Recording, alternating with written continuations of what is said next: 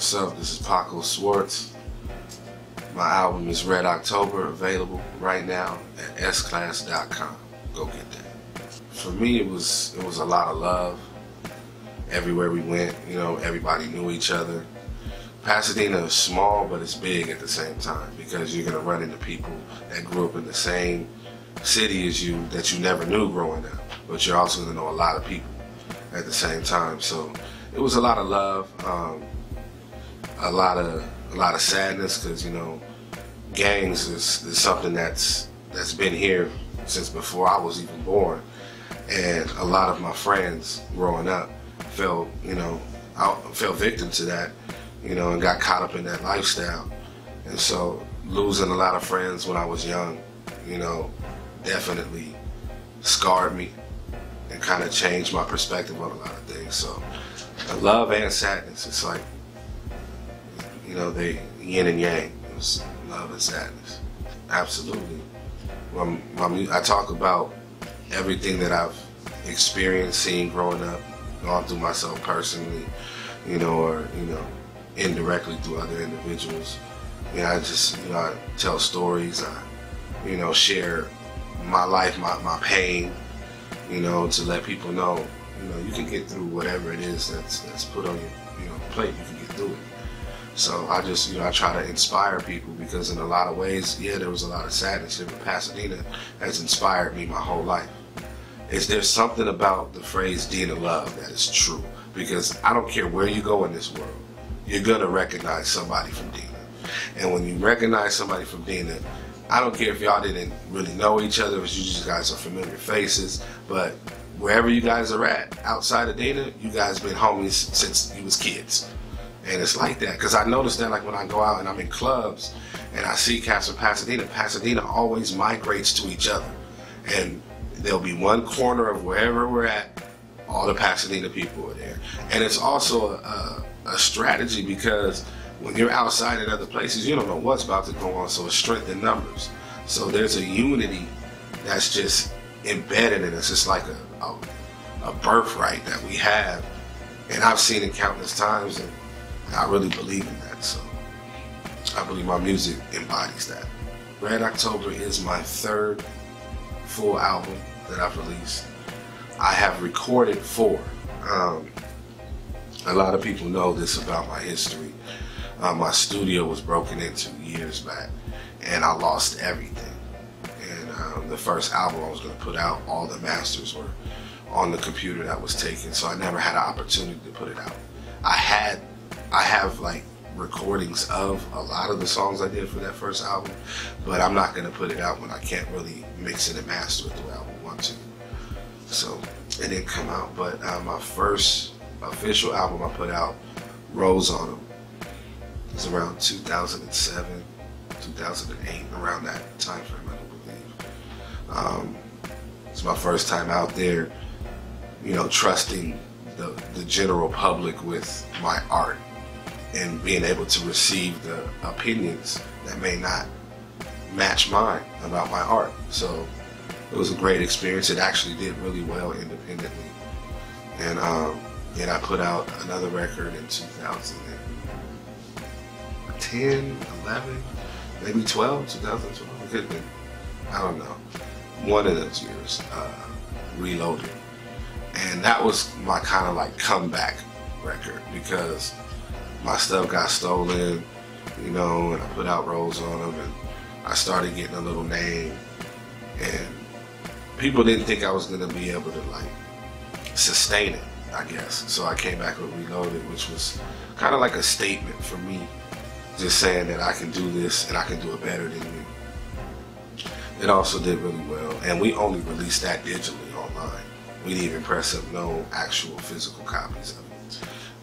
And it did pretty well. So Red October is my therapy. It's my most vulnerable album.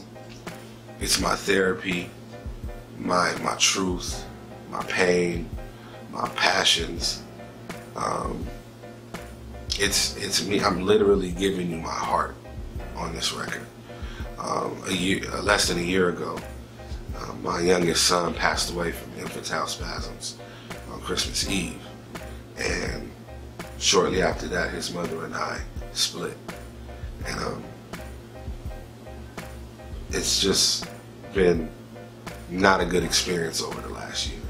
Losing your son, losing your family, you know, it was tough for me, you know, and I started suffering from depression. And I reached out, you know, and yourself recommended somebody I should go talk to, and I did. And it really helped. And I think that's important too, because a lot of people in our community take counseling for granted, and it can really help. Like, there's nothing wrong. Like, I went and got counseling for what I was feeling, the grief, and it helped me because I was in some dark places. And if you love yourself, if you love those who love you, go get the counseling. And there's nothing soft about it. Nothing soft about it. I went and got counseling. I dare somebody to make fun of me about it. They ain't gonna do that. So I just encourage everybody to go do that.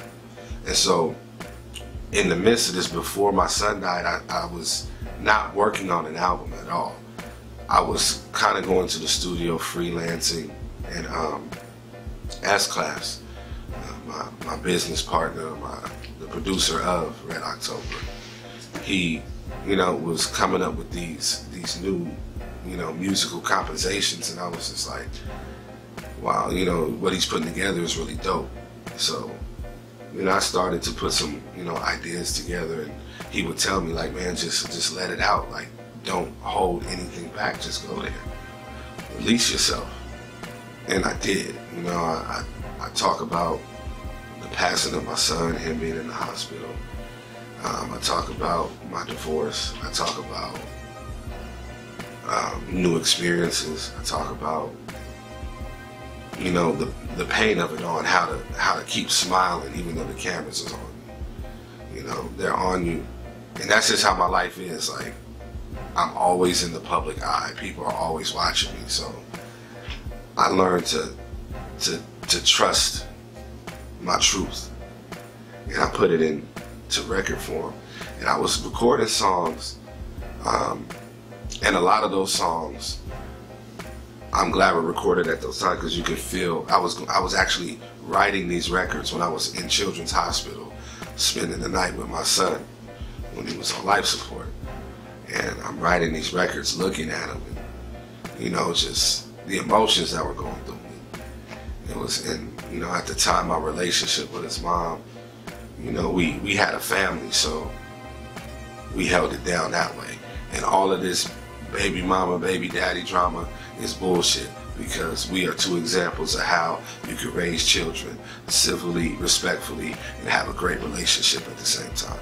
It ain't no bickering. So, you know, we just, you know, grew apart, unfortunately. For me, I felt alone a lot, and I put it into these records, and it really, what it brought out of me lyrically and musically were some of the most passionate records I've ever recorded. And the feedback I get from a lot of people who have heard Red Ahchtober, they tell me, like, man, I didn't even know it was that deep for you, or I felt that way before, man, and you made it sound cool, you know. And I went through a spiritual change with you know, my faith and spirituality, and how my relationship with God connects to me, you know. And I talk about that transition on the record as well, you know. And just follow your truth. You know, I don't care what it is, man. I'm done arguing over Bible stuff, like who was right, who was here first, are we from Africa, aren't we from Africa, whatever.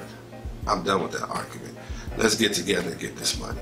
That's what I'm about right now. So, you know, I talk about that, and how just trust your truth. If you feel passion and you feel a higher being is calling you to something, go do it, and I support it, man. And then we can go get this bread together. You know what I'm saying? So I talk about that a lot. And, you know, usually I would be more reserved in the sense of not letting people in to what I'm feeling. And I had the opportunity to let it all out, and they captured my experiences and my feelings in these records when my son was in the hospital. From there, my son subsequently passed away, and then everything went downhill from there for me. And I started doing another batch of records around this time, not really picturing an album or anything. And it's like a story. It's like a transition. You can feel, you know, when things changed for me. You know, when my son died, a lot of people ask me what my biggest fear is. My biggest fear was losing a child. I've already faced my biggest fear, so I'm not scared of nobody or nothing. I'm not afraid anymore. So it was a blessing in the sense that it put me in this walk where I don't feel anything can stop me. Nothing. I'm not afraid of anything. My favorite song on Red Ahchtober it's called Conversation with Bub. It's a record I did talking to my son. A lot of emotion in it. When we did the final mix, I brought my kids into the studio. And in the beginning of the song, you know, they get to say something to their brother. And then at the end of the song, I found S-Class found a video clip of Dominic's mom talking to him when he was at home, and he like does a little cry. You can hear her voice, and she's talking to him how she used to, because every night she used to just, you know, sit there, just him in her face and just talking to him. And I even described that in the song. It just brought me back to that happy place in those moments. So that's my favorite record.